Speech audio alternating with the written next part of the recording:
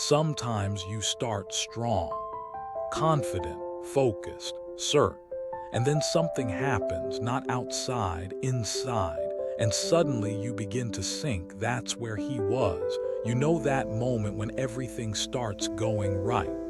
You feel confident, clear, like you finally understand what you're doing, where you're going, and for a while it works. You move forward, you make progress, you feel stable, but then something shifts. Not the situation, your focus changes, your thoughts get louder.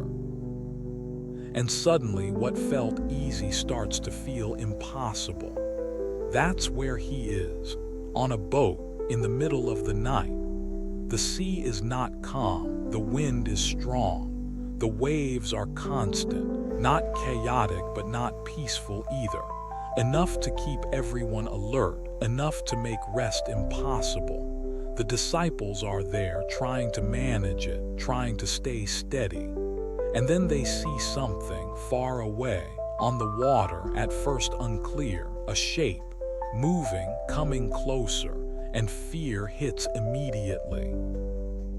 Because when you don't understand something, your mind fills the gap.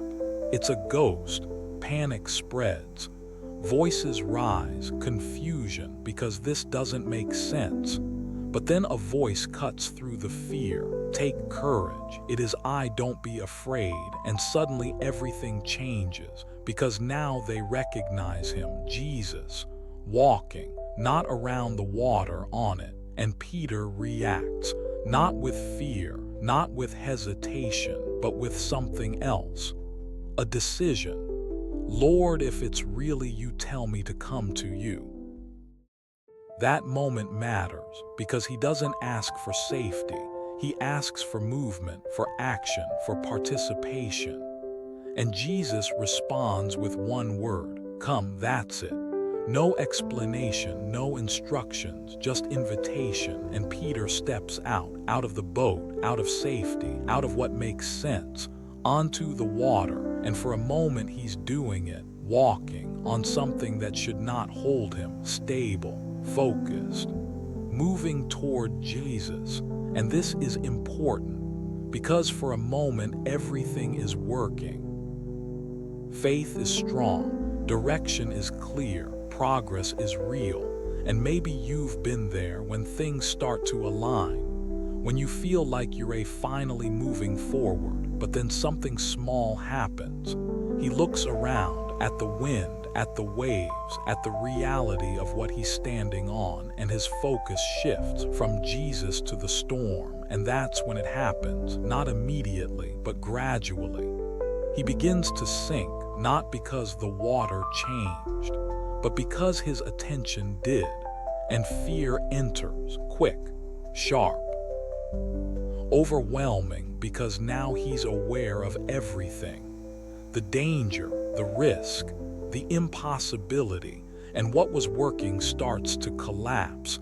And maybe that's what feels familiar, because sometimes you're doing fine until you start thinking too much, until you start looking around, comparing, analyzing, doubting, and suddenly you lose stability.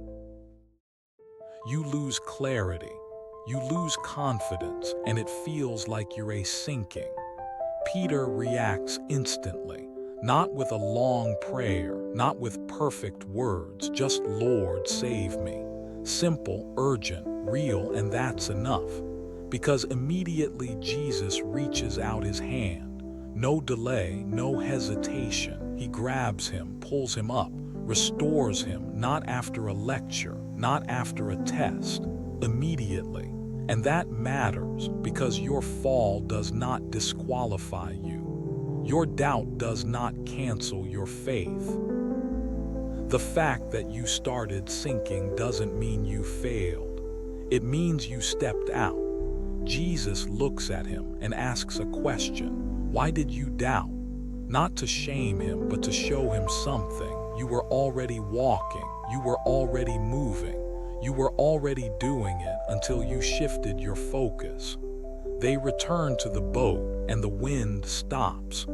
Calm returns, but Peter is not the same, because now he understands something, not just about storms, but about himself. That the difference was never the situation. It was where he was looking, and maybe that's what speaks to you. Because sometimes you're not stuck. You're just distracted, focused on the wrong thing, looking at the storm instead of the direction. And that changes everything. Because when your focus shifts, your stability follows. But here's the part that matters most. Even when he sank, he was still close enough to be saved.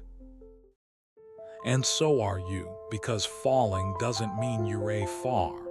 Doubting doesn't mean you're done. Struggling doesn't mean it's over.